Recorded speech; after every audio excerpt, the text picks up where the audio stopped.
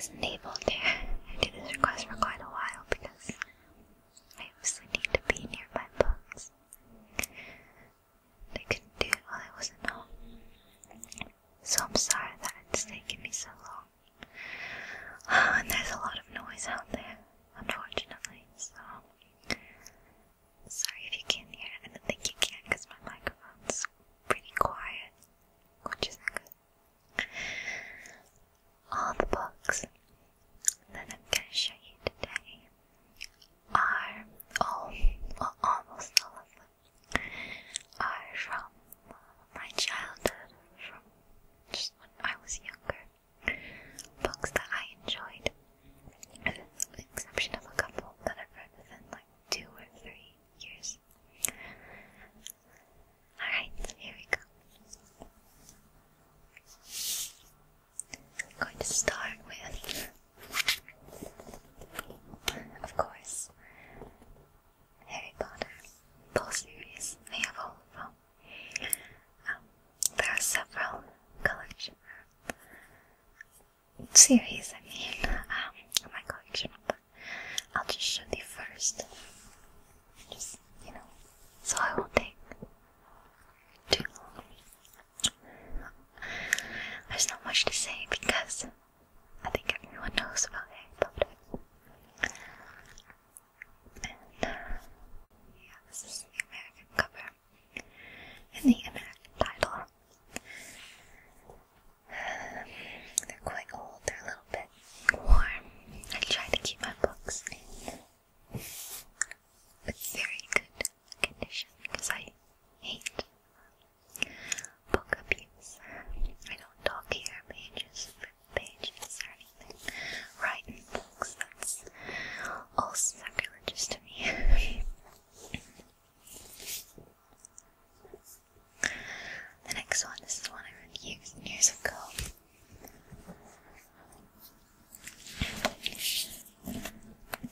This is, I think, first of a trilogy. Ink Art by Cornelia Funk. I used to read it with my mom when I was really little. Actually, I think she would read it to me. Not really little. But I really liked it, and I went back and read it by myself when I was older. It's just a very good kind of fantasy story. And I think they made a movie out of it, but I'm not sure if it was good or not. But I don't know, I'm not always a fan of movie adaptations because the books can be so good. What I really liked this author when I was younger. I loved her stories. I've got another one of her books in my favorites collection today. So yeah, I've read all of the books in the series. A lot of the books that you'll see that I show are dystopian or sci-fi, historical fiction, or kind of fantasy. A classic, To Kill a Mockingbird by Jubilee. I love the movie and the book. If you don't know what it is, you should read it, or if you haven't read it, because it's a wonderful book. For me, the setting feels quite comfortable for me. I suppose just because it's set in the South, and I like the old-fashioned Southern ways. And I love the main character, Scout. I suppose I identify a bit with her. So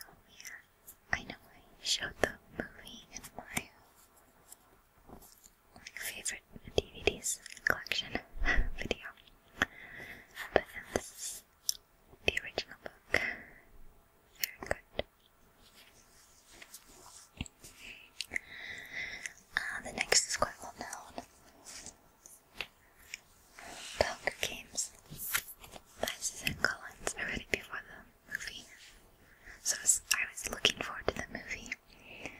I was not happy when like the cast was announced because I didn't agree with any of them almost. Because I had my own cast set in my mind. But I ended up being pleased because I do like Jennifer Lawrence a lot now. I suppose she did make a good Katniss. If you've only seen the movie and not read the book, you should definitely read the book because I will maintain that it's a bit better. Although I do think they did a fairly good job with the movie. I haven't seen Catching Fire yet, but I've read all 3 books. They're quite good. So, I remember hearing about it, and then I saw it in the store, and I sat down, and I read the first page, and before I knew it, I was reading like the first 5 pages, because I was drawn in pretty quickly, which is a good book to me. So, very good.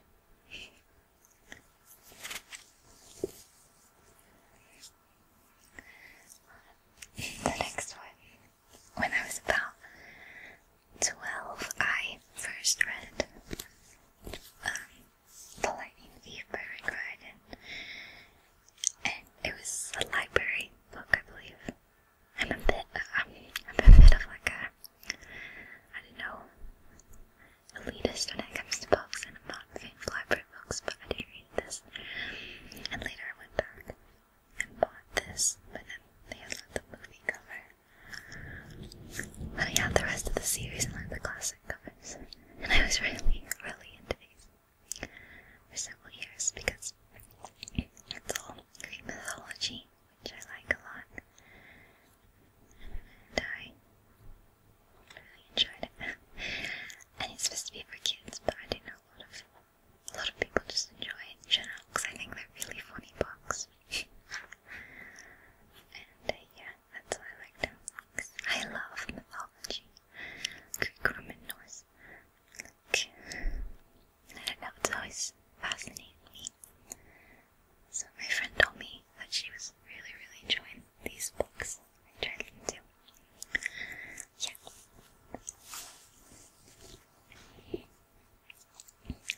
Okay, this one. I believe this is being made into a movie right now. I'm not sure. So this one is called The Maze Runner by James Ashton. And this, I'll just tell you how it starts. It's been a while since I've read it, over a year, but I still remember. The boy he wakes up, and I don't think he has a memory. It's a bit cliche, but he finds himself in this place. I don't know how to describe it. And there's a bunch of other young boys around his age. I think he's like 17, 16. And they're all varying ages. And they don't really know where they're there. But there's this maze. And he becomes a maze runner, which he like runs through the maze during the day and maps it out. Because in the night these horrible creatures come out and the gate's shut and you're stuck in there and you'll probably die. Very charming, I know. But it's a really good series. They took like a huge turn. And the next book was just totally different. Not sure if I enjoyed that one as much, but I did enjoy this one a lot. It was quite different. It's kind of, up my alley. A futuristic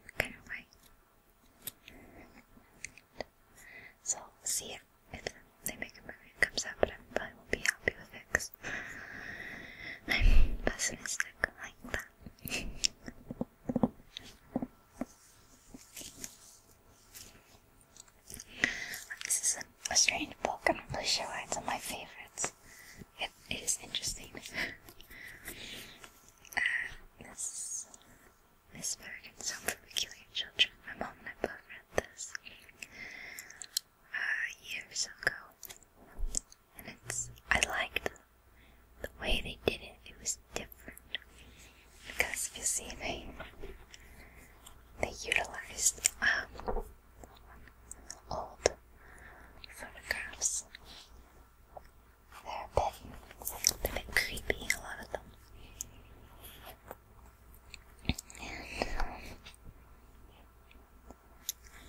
But they managed to work photographs into the story. So it was interesting.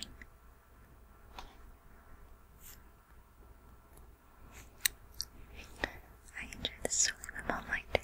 I think there's a sequel. I'm really not sure.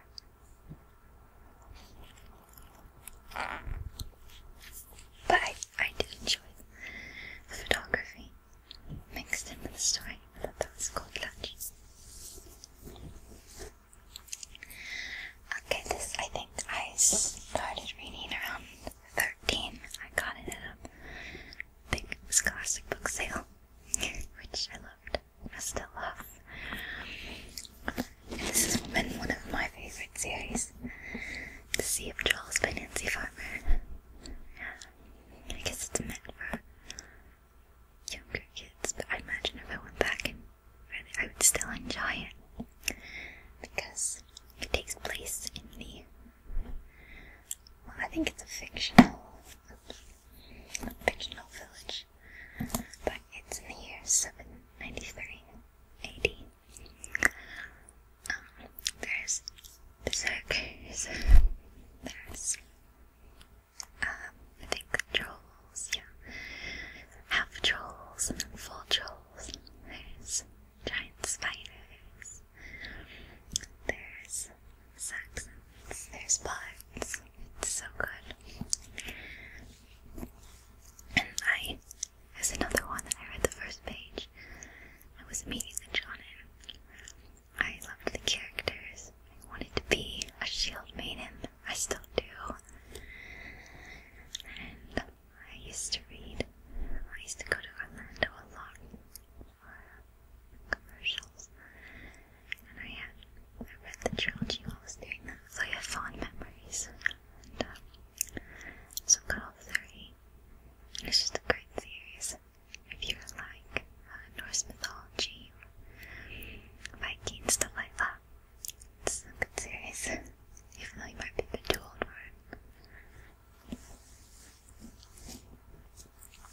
Oh, this was one of my all-time favorites as a child. Sorry, I have a nasty book right on my arm. The Tale of Despero by Kate DiCamillo. I don't know why, but this is just one of my favorites. It was so strange. This is kind of like a fairy tale with a mouse, a princess, a rat, and a surfing girl. I'm sorry. That was a picture illustration. And very lovely illustrations.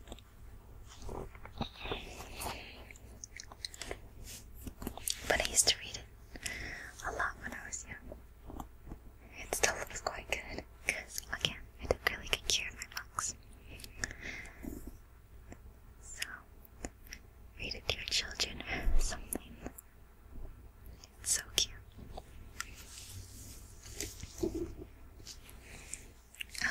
Okay, this is a more recent one. If you don't know about this, you've been living in a cave. But Game of Thrones by George R. R. Martin. This is like a huge book. The rest I think are quite small. The series, of course, is brilliant, but the books are even more brilliant. You know, they achieve that level of detail that you could really attain in a series. But obviously, they're both brilliant. But I don't know, it's so wonderful. I was reading this book and watching the first series at the same time, and I almost couldn't keep up. I didn't want to watch and find out what would happen. I wanted to read it first, but I was addicted to both. They're quite long books. But they should be. There's just so much that happens, and I wouldn't want to give anything away, but if you haven't read the books but you're a big fan of the series, I mean, at least if you like to read, you need to read the series, because you won't regret it, unless you don't like to read. Okay, this was a book I liked when I was young. I love Disney, everything, films and stuff. And so I was really, I think this is the first one, like this series by Ridley Pearson. It was about Peter Pan, because I was a big Peter Pan fan as a child. So I read this when I was like 10 or 11.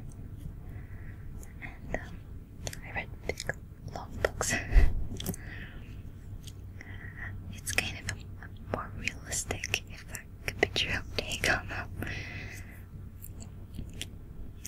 And it gives backstory, and I liked it a lot. Because, again, I love Disney, and I love Peter Pan. So it's very cool. And it's about a boy named Peter and a girl named Molly. Molly is Wendy's mother. So yeah. There's that. The other one by Cornelia Funke is The Thief Lord. It's wonderful. It's about a couple of orphan brothers, and they're living in Venice. And I don't know the year, but it's historical. Obviously, it's not modern day. And they, I guess, join like a ragtag band of orphans. It sounds very typical, I don't know. But I loved it. I fell in love with it as a kid. And I read it several times. And it made me want to learn Italian and go to Venice. I still do want to go to Venice because of this book. So, it makes me want to reread this. Because I have fond memories. The last one in this collection was certainly not the last book I own, because this is like 5% of all the books I own.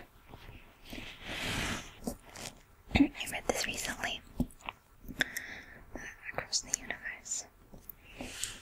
This is a really great sci-fi futuristic novel. It's about a girl. She has been placed in cryo aboard the spaceship with her parents. I'm not sure what's happening to Earth. I think, well, there's a new planet, Centauri Earth. And so she has left her family, her boyfriend, her friends, and gone with her parents, who are scientists, to go to this new planet, but it's 300 years away. So they're placed in cryo, obviously, and there's a bunch of people living on the ship trying to just keep it going. So generations of people. And I won't reveal too much, but basically she's awakened early. She's awoken early. Wakes up. I don't know what I'm trying to say. She wakes up early. The only person to awaken. And finds out that there's some crazy